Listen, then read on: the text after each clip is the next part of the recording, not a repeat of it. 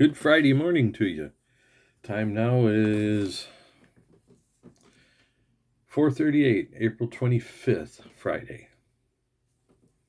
Yesterday I said something about coming back in later and doing a video on a job that I had in particular probably 12 years ago or so. At least. I'm trying to think. No, it's been 21 years since I started at Anderson Equipment. I was there 13 years, 12 and a half, something like that. And yeah, it was about 12 and a half, I think. No. How did that work? I was almost dead on 13 years. Oh well, it's a while ago now.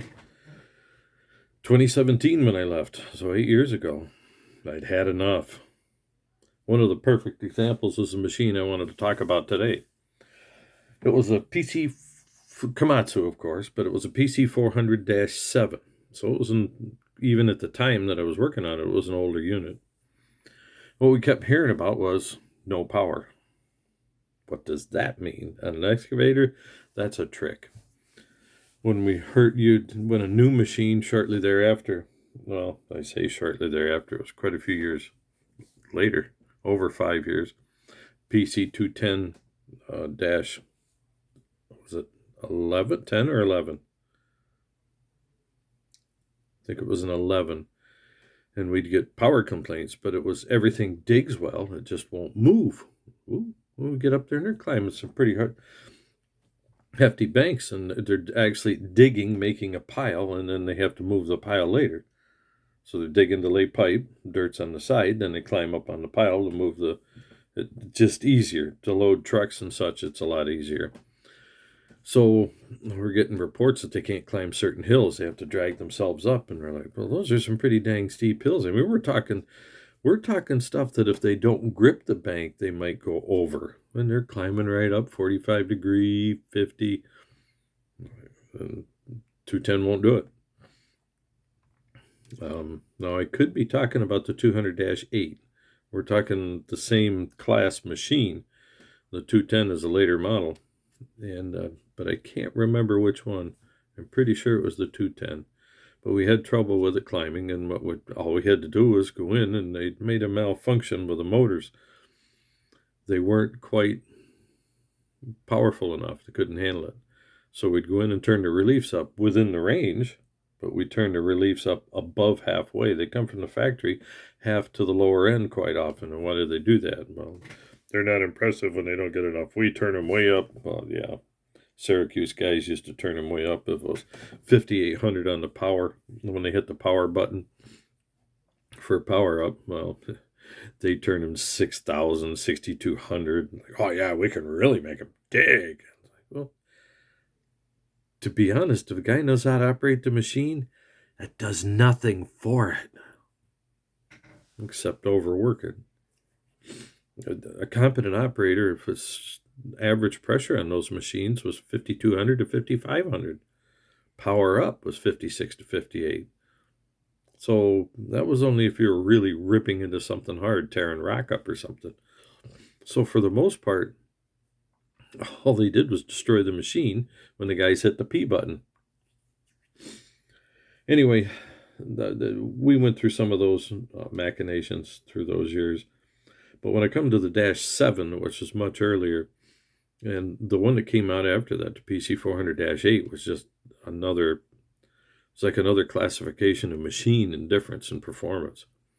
It was one of those things where you can't say it was a massive difference, but you jump in, you're digging, you're like, yeah, I want this machine. It was just that, like Steel did it with their chainsaws. If you had in my old day, if you had an old 028, okay, it was 2.8 cubic inch saw. The 028 Super came out. It was just at 3 cubic inch or a little more. 50 cc. The other was 48 cc, something like that, the original. And what did they do? They had a 10% boost in power and performance. It was enough that when you put your hands on it, it was like, yeah, this is what I want. that runs nice. This is nice, just enough. So they're running a -7 and complaining about it because they were running shift work. So different guys were in the machines. The company was moving so fast, they were digging holes for landfills. So they didn't care. They just wanted fast dirt move, in and out. The faster they're in and out, they're on to the next job, which means their quote that they gave for the job is X, figuring X hours. Well, if they subtract 10% of those hours and they're on to the next job, they're collecting some money earlier. And if they do that with half a dozen jobs in a row where they can catch 5 or 10%, then it adds up. So if you know what I mean, just say 5% a job, you go through 10 jobs, what have you got? And a lot of extra money in a shorter time span. That's what they're looking at. So this one the complaint was running slow.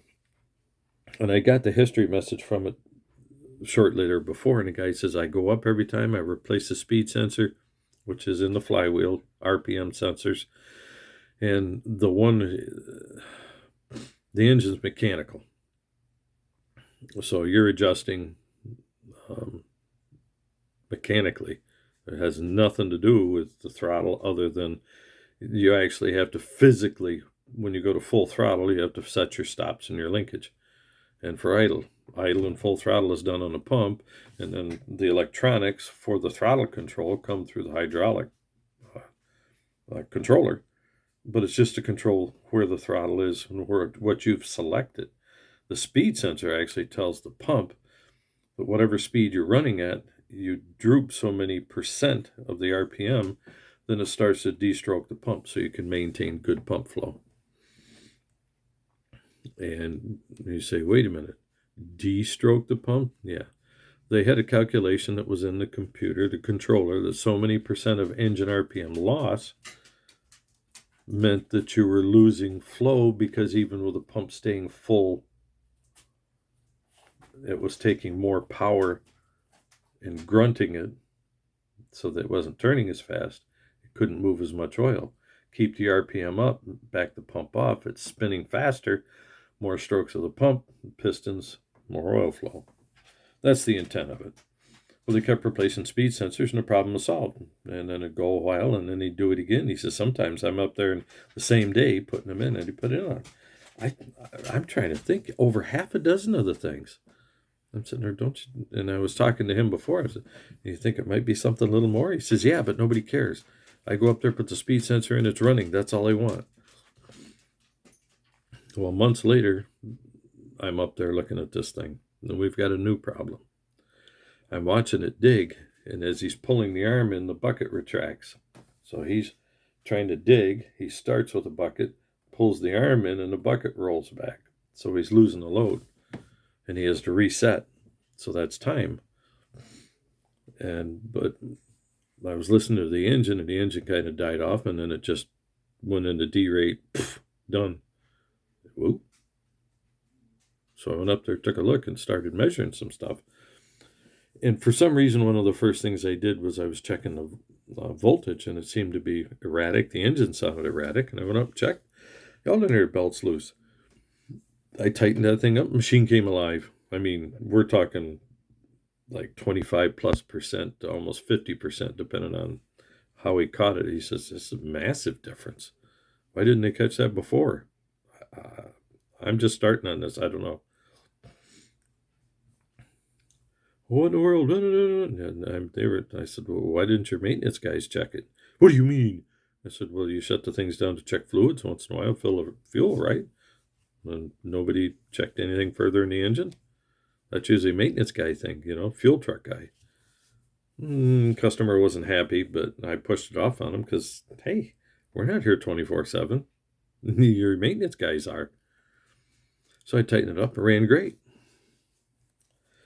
Well, then later on, it's running okay, but it still slows down, and they're trying to figure out what's going on. And the performance would be spotty.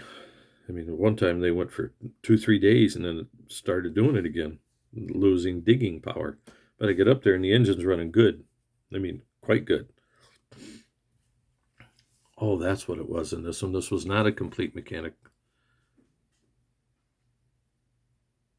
Oh, because at some point I was thinking, yeah, it was a common rail. And I was thinking at some point that he had an injector that was going bad as well. So I'm pretty sure this was a -7, but it might have been an 8. I have to go back to my memories. But anyway, I was telling him he may have a bad injector that was, it was. That was a common rail engine. It was a -7. And it was running fun. Must have been a late model. But anyway, it was running and it would just, they said it would loosen power. It would sound funny. But I couldn't catch it doing that. So what was I stuck with? I told him, I said, I got a feeling from what you're describing is you also have a bad injector that shows up later on and intermittent, because they're talking about puffs of smoke and such here and there. But never saw it. I mean, I was there like half a dozen times. Never saw it. Machine ran great, except the problem I ran into later was the bucket pulling itself back. And then there were some other problems I watched where he'd go tracking and he couldn't track well. So, and this was sitting there watching the thing for an hour or two. And then I said, yeah, I know what your problems are. You got some stuck valves in there.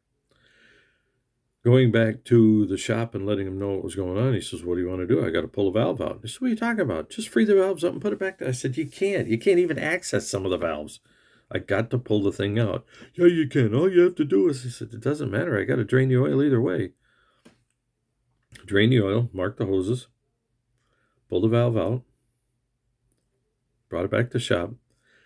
Now, mind you, there were 2 spool valves that were operating erratically. Why? I had to drive them out with a hammer and a punch. Now, it wasn't a horrendous drive, but it's, you couldn't just take your little, 16-ounce hammer and pound the thing out. Well, how in the world? Well, you got your PPC pressure, 500, 600 pounds of pressure pushing against it. So it was able to move, but it was sticking and erratic. Power problem. You lost flow to a certain function. And in some cases, no flow. So that was enough, and I was pretty happy with that. But then I had another idea that, sometimes they're losing functions in a funky way. The merge divide valve for the 2 pumps, to go into working mode, the 2 pumps combine. You go into tracking mode, they separate. They're having trouble with it tracking properly as well as losing power. The merge divide valve drove out with a hammer and punch, and the merge divide load sensing valve drove out with a punch and hammer. And it was 24 to, yeah, you heard me right. 24 to 30, pound and a half to 2 pound hammer to drive that sucker out of there. So what was happening? Occasionally it would free up and move so far. And your load sensing might get to both pumps, or it might only get to one pump, or it might only be a partial to one pump. You lost flow. The merge divide valve itself that controlled the flow with 2 pumps while you're working work together. And then tracking, they separate, one for each track. Well, the merge divide valve moves. The load sensing doesn't. Now you got hydraulic overheat.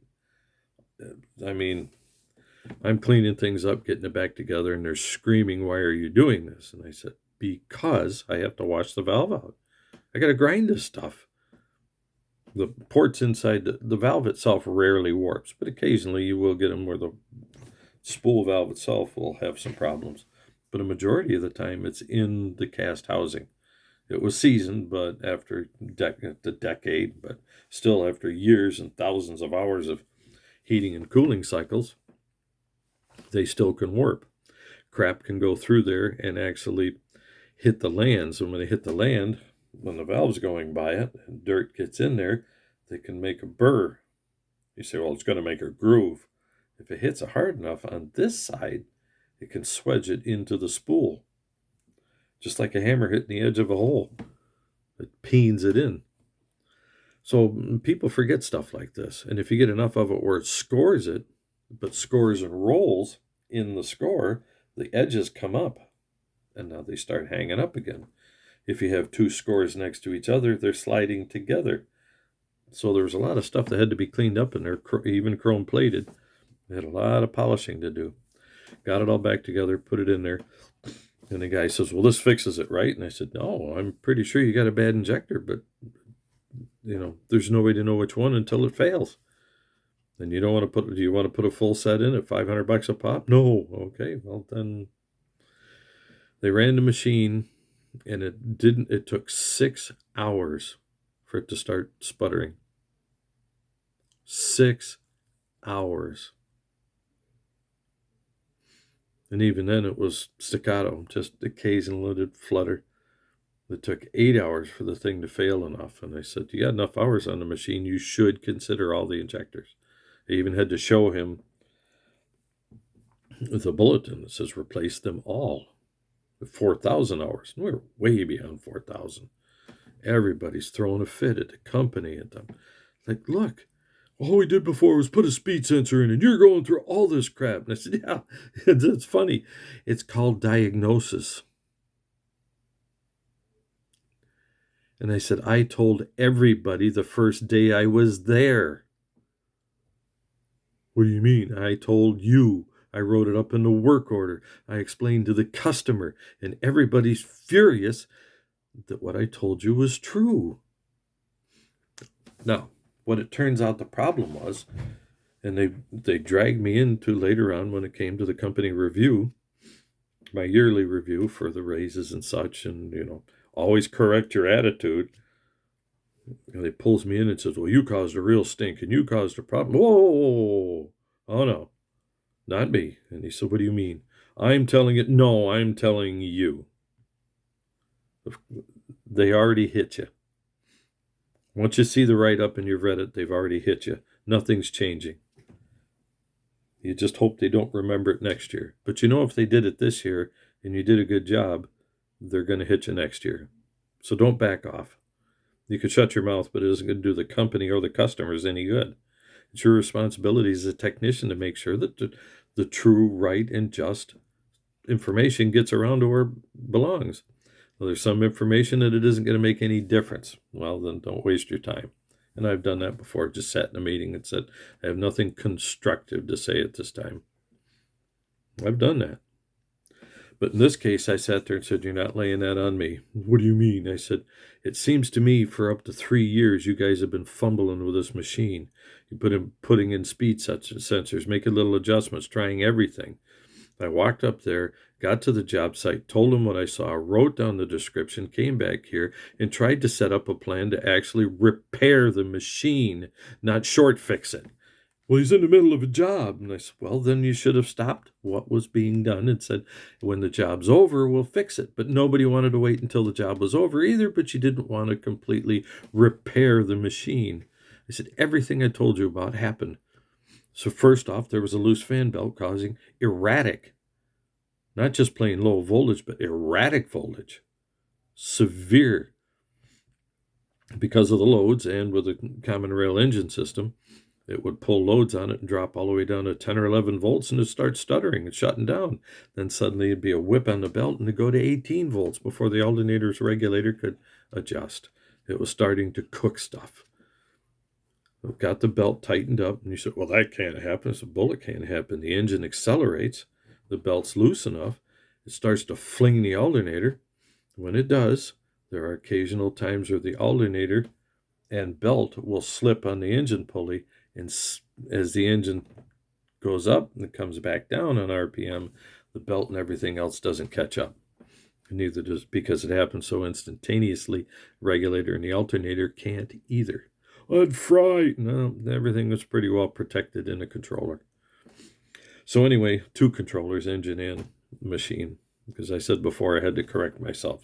There was an electronic injectors in the thing, so it was common rail. So first we had a loose belt, tightened up, consistent voltage, the controller could operate properly rather than going into limp mode occasionally, and just instantaneously shut the machine down, start, and then come right back up. What in the world is that? And if it happened often enough, what do you got? It just goes into D-rate until you reset everything. So the belt took care of the consistency. And I said, what you're describing to me in your fuel system, take care of the filters and everything else. Make sure that the fuel flow, etc., there's no air in there. Came up with bupkis. So what happened after that? Then I noticed the digging as it was consistently digging, and there were some times that the bucket would overwhelm the arm, or the arm would overwhelm the bucket. So there was some other stuff I was noticing in this too. He's having trouble tracking still. So put it all together, pulled the valve out. I wanted a safety relief, but the jackass behind the desk didn't want it. No. So I'm not spending $500. It's $800. Well, yeah, but I said, we're going to have 10 grand in this thing. What do you care for 5, 6, 7, 800, 1,000? No.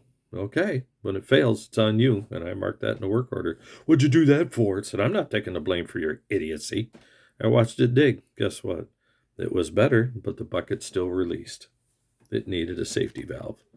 What are you going to do about it? I said, nothing. Turn it up. Nope. So what do you mean? I said, you guys have already jackassed and stabbed me in the back. It's not an adjustable valve. It's factory set. We put the factory valve in.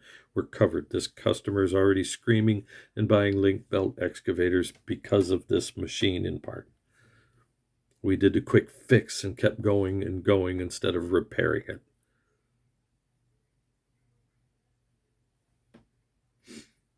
I encourage you guys to listen very carefully to Jamsey Online, Jameson Machine Incorporated, Jameson Machine Shop Incorporated on YouTube, as well as Dave's Automotive, their auto service out in Utah. Listen to both of them and how they talk about this stuff and how shortcutting this crap gets you into trouble every time. They lost millions in machines for ticking this guy off and treating him like crap, like a simpleton, instead of telling him the story he needed. Number 2, where they failed, was in the sales department because they didn't have the latitude to give the guy a rental. It either severely reduced price or free while the machine was being actually taken back to the shop, fully repaired. A new set of injectors put in, possibly even a new HPI pump, high pressure.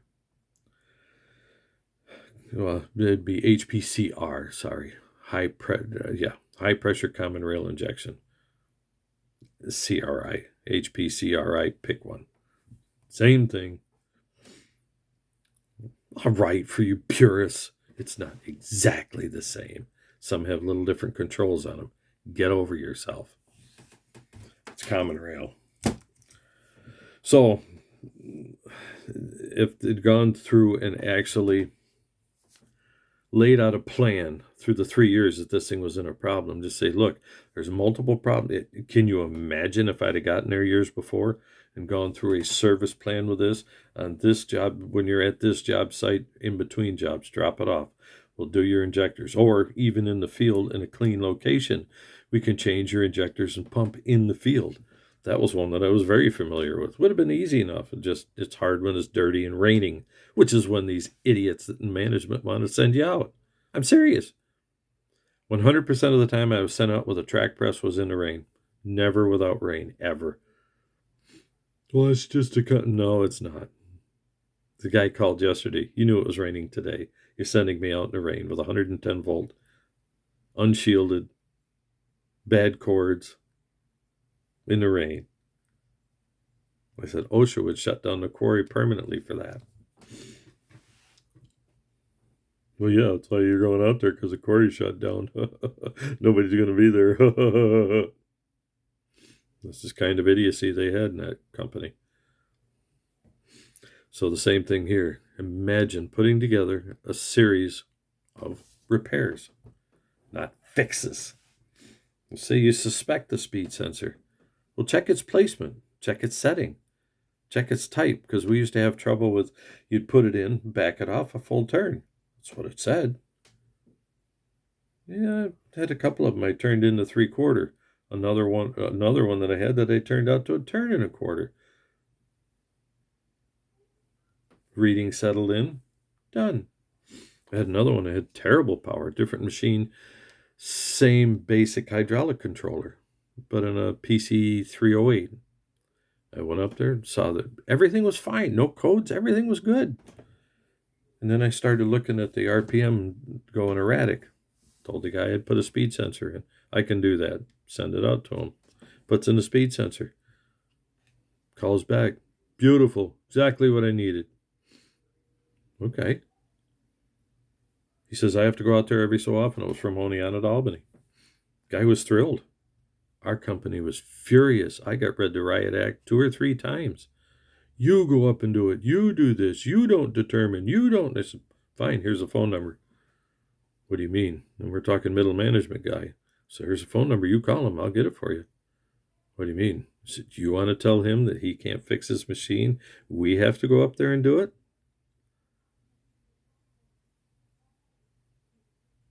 I'll let you do it. I'm not arguing with him because you have a bug on for him. You talk to him. I'm not diplomatic, remember? I'm just a mechanic. It didn't help, but the guy was already angry at me. You tell him. No, I'm not telling him that. I'm not here to argue with the customer. You can. He called and talked to the customer and got off the phone. Later on, he says, what'd you have him call me for? I said, you heard it. He was going to tell you that we had to be there to put that thing in there. He says, that's what I thought. You want to talk about an insult? Oh, yeah. He slapped an actual technician that worked at a construction company, but he was in charge of the mechanicals and maintenance of all those machines. And you're going to tell somebody else in a management position plus technician grade he can't work on his own machine? When he says, what do you do? Screw it in, touch the gear teeth and back it out a turn, right? That's it, precisely. He says, yep, I've done it before. I'll take care of it. Okay. Just that simple. Happy customer until management got involved. The other one was a big management loss for the same thing. And I'm not talking sales management, rental management, or even company. We're talking middle management in the tech department trying to force jobs on people rather than schedule them like the PC 400. If we had scheduled and said, you're past so many hours, you're talking about a power complaint. These are the common problems with a power complaint. It's expensive, but we need to replace your injectors and your high pressure pump. Go through the fuel system and vacuum and pressure check it. Make sure that there's no air bleeding into it. I said that would be step 1. Then see how your machine runs after that. These are the cheapest ways to go because you're a high hour machine. These are the common failures. Let's start with the cheap and easy stuff first. Basic service. Adjust your valves, replace your injectors, put a new belt on it, maybe a new alternator even because it's that critical. You're talking an alternator putting out 60, 70, 80 amps, but it has to do it at, well, not quite that much. Yeah, right around 50, 60 volt amps with 24 volt, 28 volt. So it's got to be consistent. So let's go through the stuff that causes the problem that's at hours to keep your machine running right. And then once we've secured the systems we know are a problem, now we can continue troubleshooting through the rest of the systems. Go through the 7 steps of troubleshooting again with me. How many of you listen out there know the 7 steps? Remember the 7 steps, and I've tried to drill them into your head. First off, as always, know the system in dear language. But let's start in the modern era. In the modern era, you need to know the customer's complaint. Understand the customer's complaint. You're not near the machine. You're not running. You're not anything about it. Fully understand the customer's complaint. Okay, which also means you're talking to the actual operator on the ground any way you can. Now, you sometimes can't do that beforehand, but that's what you need to be looking at. Why? Because you're looking to carry the best amount of tools in one shot that you can. Even just for troubleshooting, okay? The right materials, the right tools, the right testing equipment and such. The next one, know exactly what machine you're working on, precisely. Now, this is my list beyond what John Deere's was for our construction world. You need to know precisely down to the dash numbers, how do they say it, like Briggs & Stratton and Kohler World, the type numbers. You need to know the dash numbers on the excavators and dozers and such, and the serial number, not one or the other, but both. I ran into a machine years ago that was a dash dozer. That was a dash 12 Boss with a dash 15 undercarriage. And we were having trouble getting the right undercarriage parts. We kept sending them back. Parts department is screaming at us. That's what goes on your machine. Until they went and checked that the serial number brake, not the dash 12 Boss, because there's -12 boss, -15. In between boss and 15, there was some carryover where they had a lot of 15 parts and ran out of 12s, and they just put it under. It's a better undercarriage. He just forgot to tell everybody else. So that type of stuff is as critical as you can possibly get it. Yeah, you're talking undercarriage. Should be simple, right? No. So understand the complaint. Understand the operator's complaint, his point of view. Number 3, exactly what machine it is. Number 4, location, location, location. And contact information. You say you haven't even gotten, that's right, haven't even gotten into John Deere's real 7 steps. And these are critical. Critical. I mean, burn into your brain critical. And if management isn't going to give it to you, then note that on the work order. That causes trouble. It does. Send it up the ladder, because some guys up the ladder have to read that. And if you're new to the company and you're writing this stuff down, 2 things. One, you're new and you're being specific, then they can correct you after that. If you see that there's a systemic problem that isn't going to change, then make the changes later, not at this point in time. So, original complaint, operator's complaint, exact machine, and exact location can save you days of trouble sometimes. Now you're into know the machine, because you know what machine you're working on. Know how it works. Study and understand the system. Now you're into You're into what, 5 now? And I'm going to have more steps here because of what I've run into in the past. Now you're going to run into either operate it yourself or observe the operation of the machine, like I did the -7. They were digging and didn't want to stop. In fact, I was on that machine for at least an hour watching fuel pressures while the guy was digging. So I'm sitting on the machine hanging on and oh yeah. I was surprised they let me do it, because we were in not OSHA, we were in an MSHA type of site. But to troubleshoot, that's what we did. So when you're through to that, now you've gotten your information, right? Got all your information on the who, what, and the where. You're on the machine, you're observing the machine, what's going on, and you haven't done anything else yet. Now, this is where things start to split. You can do these next 2 that I'm going to give you can change. One of them is testing and adjusting. And the other one is list the common causes. Why do I reverse them? Well, because some machines need testing and adjusting first before you come to a common cause. Say it's low power. Where is it?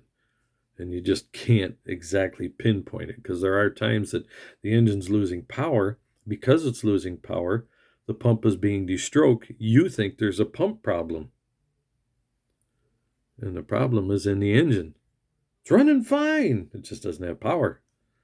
In a common rail system, it can lose power drastically without ever skipping, or very little, almost imperceptible. Why? Because the fuel pump can't pump that much fuel, and it'll start slowing down into a D rate until it finally goes into a full D rate. So you're sitting there looking at it, and as soon as it starts to back off, they're backing off on the older common rail.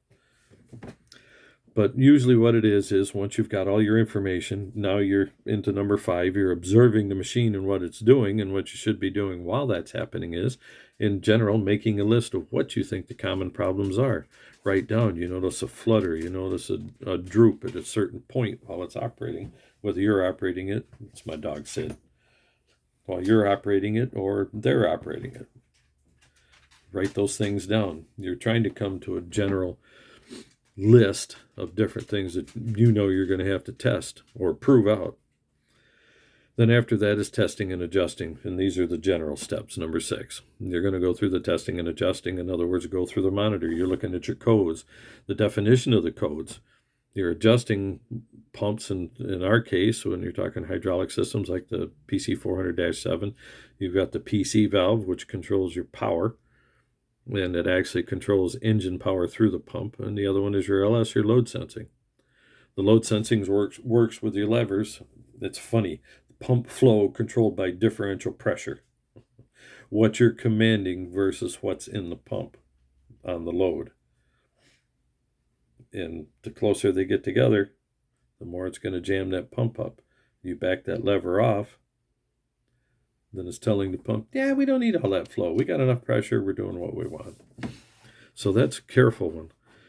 So your differential pressures. And then, like I said, the engine and its operation and the RPM and the pump's full flow rate, which also means under testing and adjusting excavators and such, you're going to be going through the PC-400-7, you're going to be testing your function speeds. Your bucket, rapid closed, might be 2.1 seconds. Open, because it's on the head, or I should say the rod end of the cylinder, it's a lot smaller. Same pump flow. It's going back. Well, that might be 1.7 seconds. And then you're going to go through the arm and the boom and the swing and the tracks individually. You're going to check your pressures, lock the tracks up to test that. Bucket over, arm over, boom. And you say, why you do them individual? They're all on the same reliefs.